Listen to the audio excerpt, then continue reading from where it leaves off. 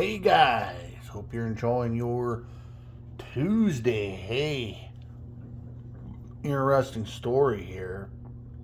Mavericks fired their general manager who traded Luka Doncic. I guess this happened last year. I haven't watched a lot of basketball since my father passed away. Uh, but Nico Harrison, I guess, traded the guy, which is really a head scratcher. And his justification, if you read this, was I believe that defense wins championships right here. I do too, by the way. I believe that. But here's the thing someone forgot to tell Harrison here, that the NBA doesn't allow hand checking anymore and hasn't for years. This is why defense in the NBA sucks nowadays, because just like the NFL, they changed all the rules that benefit only the offense. Only the offense.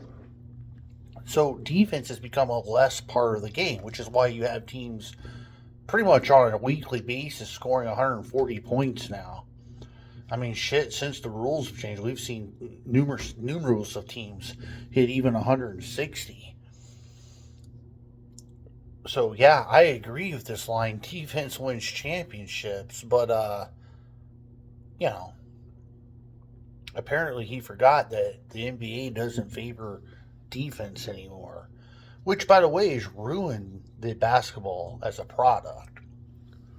I don't know why it was ever thought way back, 10 years ago, however long it's been now, when they made the initial changes, why they thought basketball would be fun to watch teams score 160 points a game and then have no defense, right?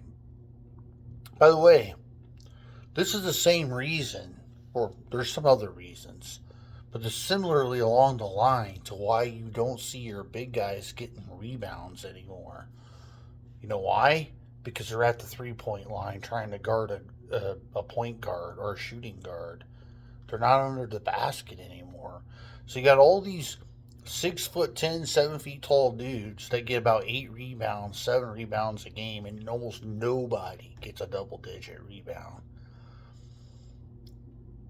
The guys who end up averaging double digit rebounding in this day and age are either exceptionally quick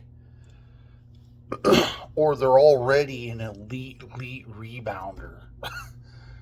But in the 90s, the standard was double digit rebounding. That was the standard. In the early 2000s, that was all throughout history, that was the standard. But today, you got a bunch of 7 foot tall dudes hanging out the 3 point key trying to keep you from hitting a 3 pointer. And they're not getting rebounds because of it. So anyway, this Harrison guy must be a knucklehead, is my point. Second thought on this is you traded Luka Doncic for Anthony Davis, who we do love, but he's not a guy that's going to win you a championship. So once again, and that was already proven early on in Davison's career. So once again, what reality does this Harrison guy live in? And by the way, this could change, of course, but if you read this article, it actually says Anthony Davis is got his lowest career numbers of his entire career right now this year. He's not just a young 20-something-year-old guy anymore, right? Luka, who's only, 25 or 26, he's averaging 37.1 points a game, almost 10 rebounds, and almost 10 assists. So let me get this straight. The guy who's averaging almost a triple-double for the Lakers, who are 8-3, and LeBron James hasn't even played a game yet. The exact opposite of the Mavericks, who are 3-8. Yeah, I would have probably fired my general manager, too. I mean, that was just stupid.